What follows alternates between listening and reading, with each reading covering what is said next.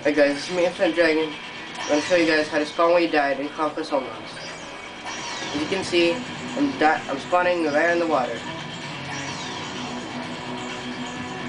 Okay, what you do is take the hover ship or any vehicle, place it beside a node on top of where you spawn.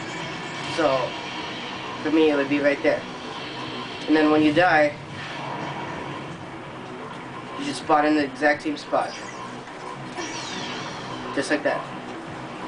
Just spawn a different node if you want to get out of there. Just to show you an example, another example.